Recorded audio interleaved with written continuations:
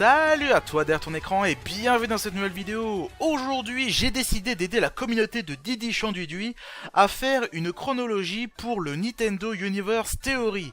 Si vous ne voyez pas du tout de quoi je parle, allez voir sa vidéo avant et venez regarder celle-là après.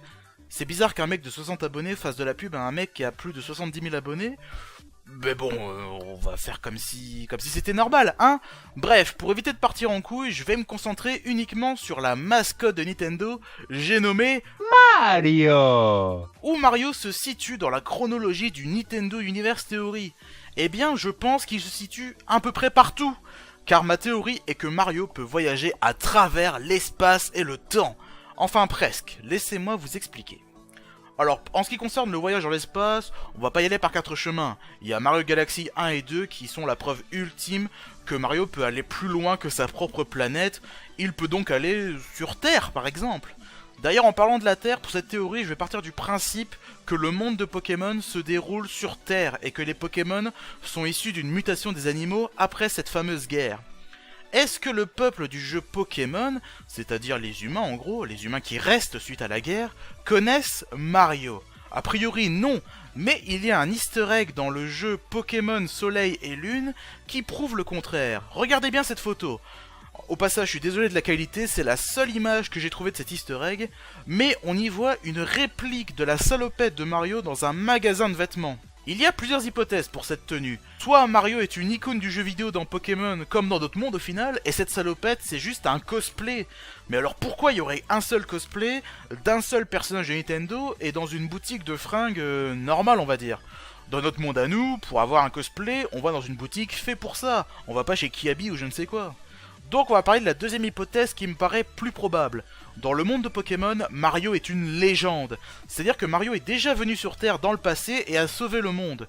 Depuis, son histoire est transmise de génération en génération, et cette salopette est probablement une réplique pour se souvenir de ce héros. Comme vous le savez peut-être, les légendes ont tendance à être déformées lorsqu'on les raconte aux futures générations. C'est probablement pour cela que la salopette accrochée au mur est très grande. La personne qui la porterait ferait au moins 2 têtes de plus que le personnage du jeu Pokémon.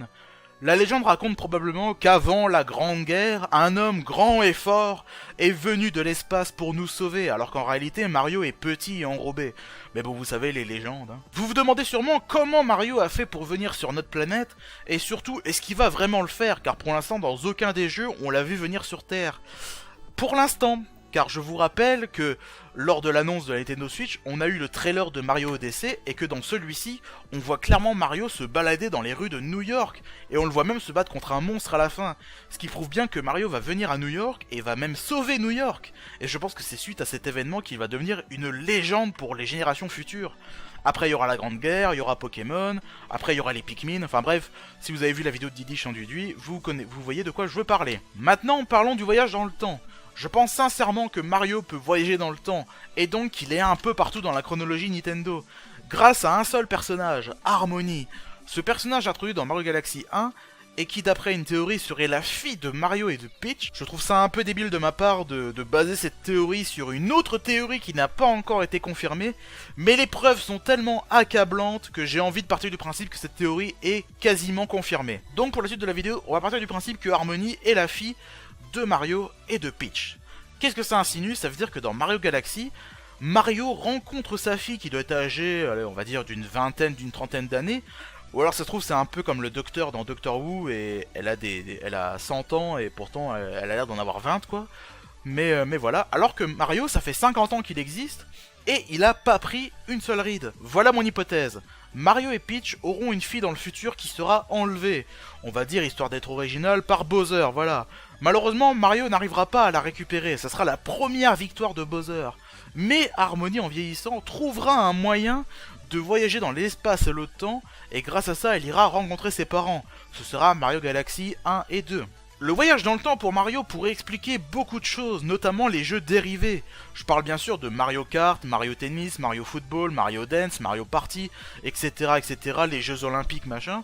Il n'y a qu'un seul moyen pour que Mario ait le temps de faire tout ça, en plus de sauver le royaume champignon, et en plus de sauver les autres planètes comme la Terre par exemple, c'est clairement le voyage dans le temps. Ou alors il peut ralentir le temps, ou alors je ne sais pas, mais pour qu'il ait le temps de faire tout ça, il faut qu'il voyage dans le temps. Bref, pour conclure, je pense que Harmony a un rôle très important dans le Nintendo Universe Theory. En plus d'aider Mario, elle a peut-être fait d'autres choses, comme par exemple créer l'Ocarina pour que Link puisse voyager dans le temps. On est encore dans une histoire de voyage dans le temps, vous voyez.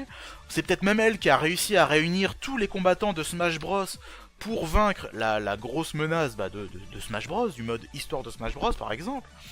Enfin bref, je pense que ce personnage, qui est très mystérieux, on sait très peu de choses sur elle, a fait des choses ou fera des choses qu'on ignore encore et qui pourront peut-être confirmer le Nintendo Universe Theory.